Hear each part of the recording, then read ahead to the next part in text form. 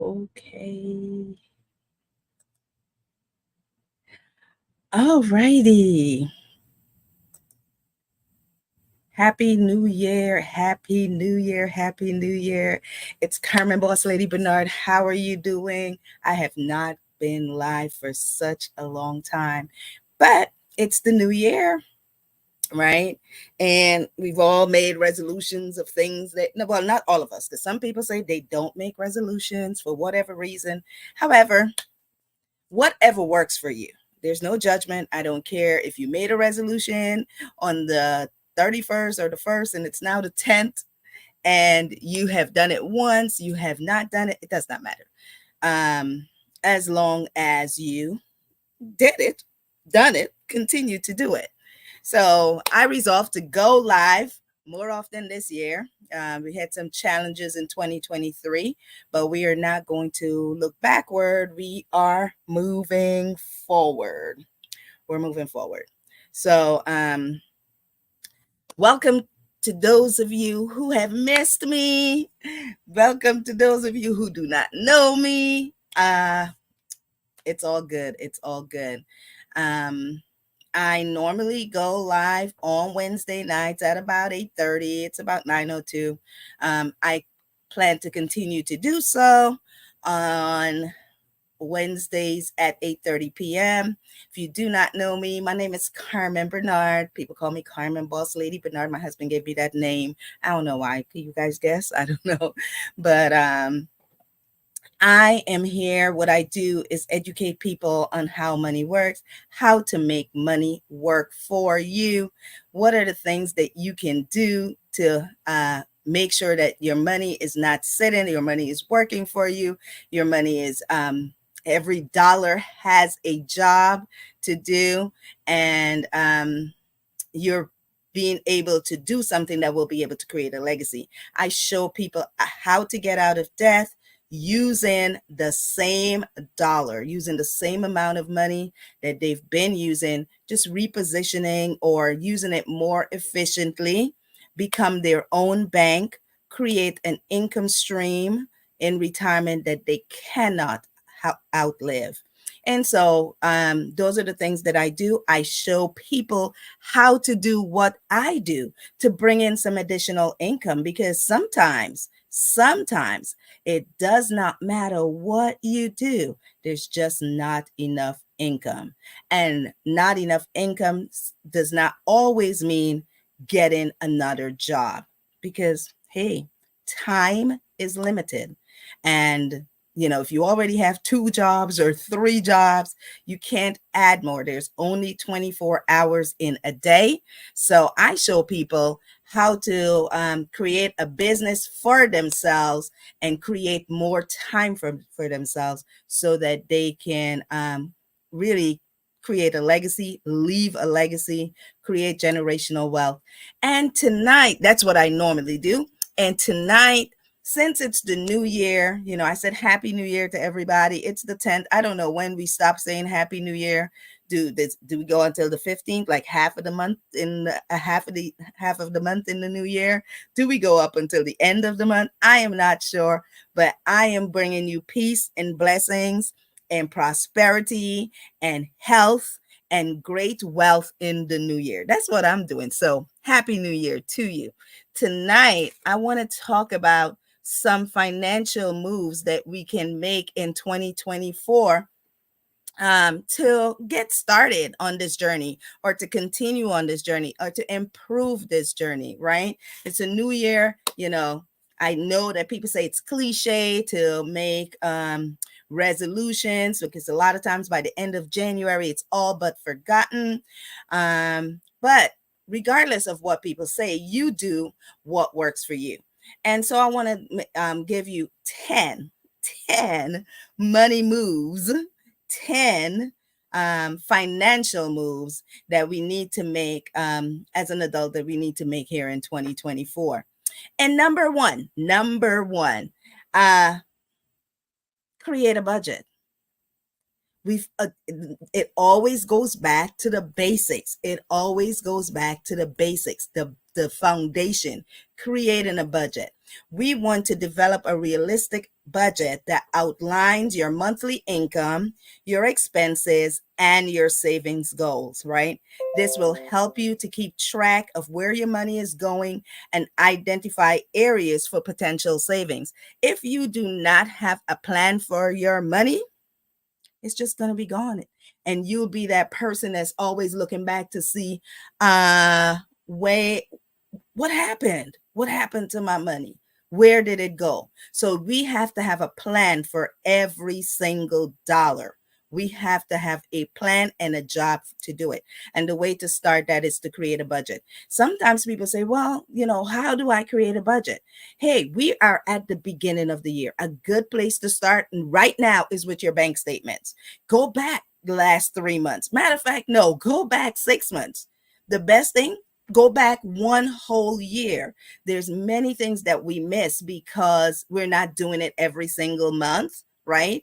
We do not have car repairs every single month, yet that must be in our budget, because if not, we will be surprised, which we shouldn't be, but we'll be surprised when something pops up, and it will pop up. There will be an emergency, right? There will be the time when you're just taking your car in for oil change, and they let you know, hey, you need new tires or you're going to die. You need brakes or you're going to die. And this is one way. Listen, you are not doing anything wrong. There's a lot of people that live life just like this, right? We're always kind of surprised when something happens. And don't say to me, well, I can't, it's hard for me to do that. I've never done it before. Listen, let's try to do it now. So, number one is create a budget. We're going to talk some more about how you exactly did you do that, what steps that you take. But number one is create a budget. Number two, an emergency fund. An emergency fund. Ensure that you have an emergency fund equivalent to at least 3 to 6 months, worth of living expenses, right? This fund acts as a financial safety net for you in case, or not in case, when, because it's going to happen when unexpected expenses come up or there's a loss of income, right? So create an emergency fund. I teach men and women how to have that emergency fund be someplace that the money's actually working for you. But for right now, just to keep it simple, create an emergency fund. And people might say, listen, I can't create an emergency fund because every dime that I have coming in is going out. But like I said, if we go back and review, start with that budget, we will see the places or opportunities for us to be able to move that money. Can we start saving $5? Right? Can we start saving $10 a week, $10 a pay period, $10 a month? Yo, if we save $10 a month, we'll have $120 by the end of the year. But there's also people that, you have the money there, but you're not giving it a specific job. So this year, we're going to start with the basics. We're going to, one, create a budget, and two, develop an emergency fund. All right. Number three. Okay. Number three. Oh, by the way, hello, Instagram. This is my first time going live on Instagram in a whole while. But if you didn't know, StreamYard allows you to go live on Instagram. So if you can see me on Instagram, comment, say hey, follow, like, share. We want to get this information out to everybody. We want to start talking about these things. For too long, we haven't been talking about money. We don't want to talk about money. We are ashamed of where we are and things like that. Listen, find someone, hint, hint, that you can listen to, someone that's going to give you credible information. I don't know. Let's see. Can you see this? Just the facts. That's all I will be giving. Right there. There we go. Just the facts. Nothing but the facts. That's me. Big facts. Carmen. Big facts. All right. So listen to someone who's going to not lead you astray. All right. So number three, we want to review and adjust investments. I know some of you may say, well, I don't have any investments, but that's okay. We're going to get there. So we have to start thinking about it, right? Review and adjust investment. Periodically review your investment portfolio to make sure that it aligns with your financial goals and your risk tolerance, right? Some of you may be but and also consider rebalancing and if necessary, and trying to stay informed with what is going on, right?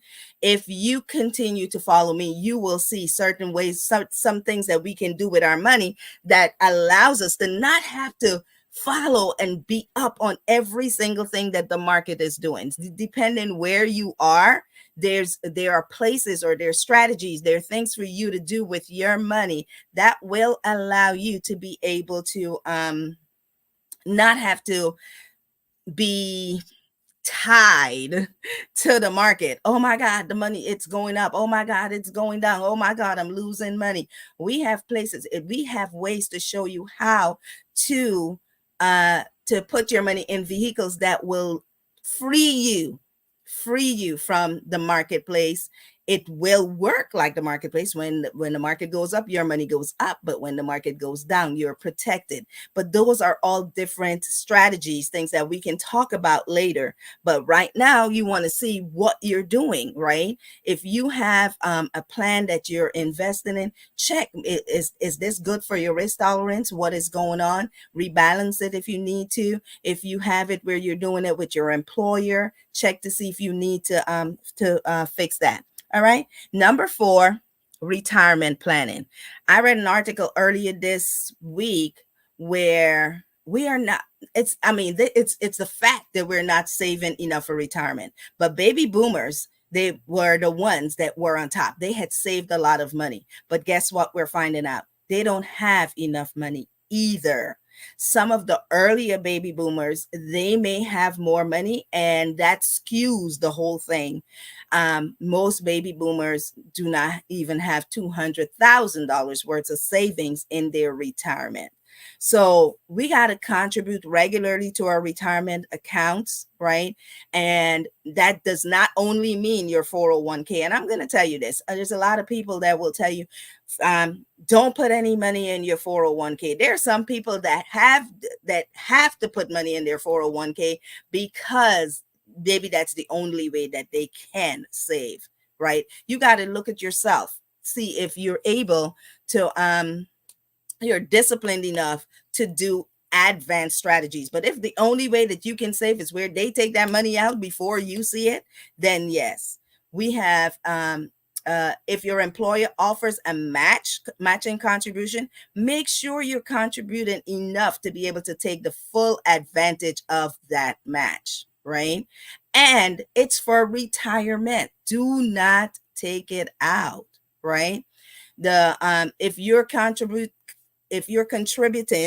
contributing that you hear my accent. Yep, I'm from Guyana, South America. So sometimes my accent is a little bit different than yours, right? We put the emphasis on the wrong syllable. I'm just kidding.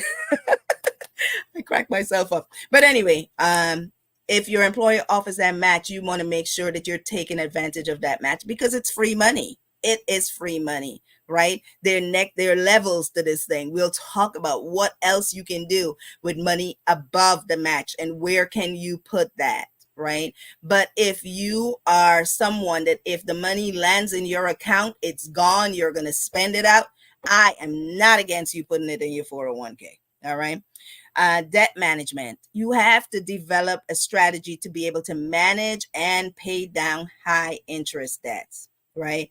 Prioritizing and paying off credit cards or loans with high interest rates to save on interest payments in the long run. That again is things that I teach people how to be able to pay off their debt without basically giving the companies their hard-earned money, right? If you're somebody that is spending, paying a lot above your minimum rates to try to get rid of your debt fast, your minimum payments to try to get rid of your debt quickly, if you are making double payments on your mortgages, there is a better way. But guess what? All of those are going to lead to you paying less interest, right? And paying less interest is the goal. Paying less interest is the goal. Paying less taxes is the goal. But these are just some simple things for us to look at. We have to look at our debt, see what we have, know what we have. And some of us, if we don't sit down and do that, we really don't realize how much debt we've accumulated, right? It's a good time for number six, right? Let's review. 1, create a budget. 2, was your emergency fund. 3, review and adjust investments. 4, retirement planning. 5, debt management. And number 6, insurance checkup. Y'all don't let me go off on this one, right? But review your insurance coverage, including your health insurance, your life insurance, your property insurance. Ensure that your coverage is adequate, right? The same the coverage that you had when you were single, it's probably not enough if you now have children, if you are married. And the same coverage when you were just worrying about yourself, worry about yourself. I mean, same coverage that you had if you're just worrying about yourself is not the same if now you are responsible for others, right? Your insurance is important, right? We protect our homes, we protect our cars, we even protect our phones. Isn't your life just or more important than those things? So, insurance. Number 7, tax planning. We have to stay informed about changes in the tax laws and regulations.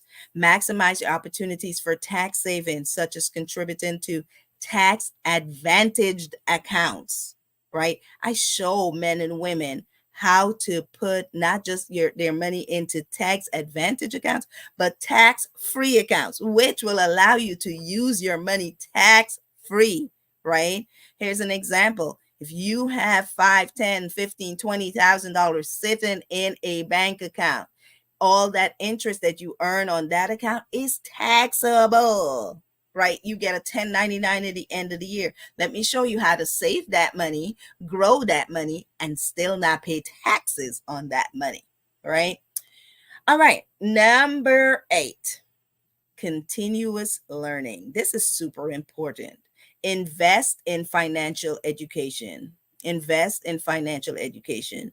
Financial illiteracy is at a all-time high, right? We got to stay informed about our personal finances. We got to stay informed about personal finance trends, investment strategies, economic developments. We have to understand basically how money works and how to make money work for you, right? So read books, attend workshops, follow reputable financial blogs to enhance your knowledge. Follow me here at Carmen, Carmen with Big Facts. Carmen with Big Facts. Big Facts with Carmen. That's where you can find me on Instagram. Big Facts on Big Facts on Facebook, Carmen Boss Lady Bernard, Carmen10k.com. And I will always be giving factual information, right? So continuous learning, right? Again, number 6 was insurance checkup. Number 7, tax planning. Number 8, continuous learning. And number 9 is estate planning. And I'm definitely going to do another one on this. I've done it before. We got to do it over and over and over again. Estate planning is important. You have to make sure that you have things like a will in place and making sure that your will is reviewed periodically, right?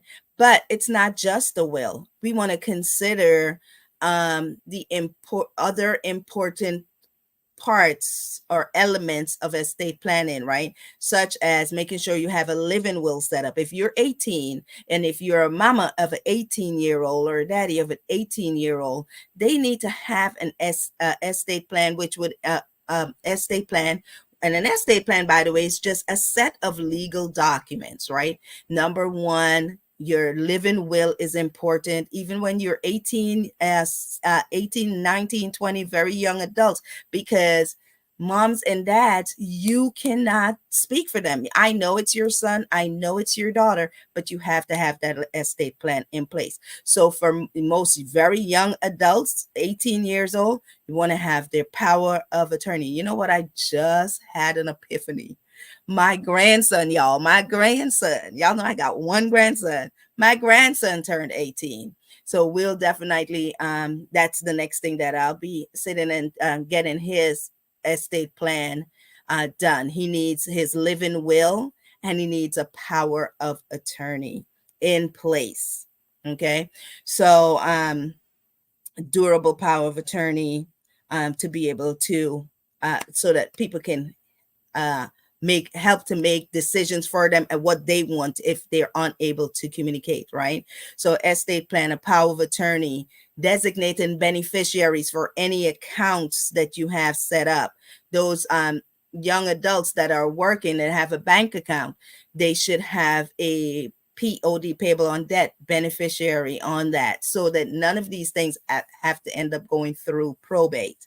And establishing a trust if it's necessary, because a will, you will still have to go through probate, but at least it says what you want and the courts can use it in making that decision. Trust in most states, when set up properly, will not have to go through probate, right? And last but not least, number 10, making sure that you negotiate and save. Periodically review your recurring expenses, looking at your insurance premiums. This is some of the things that I'm talking about when we'll go back through your creating a budget.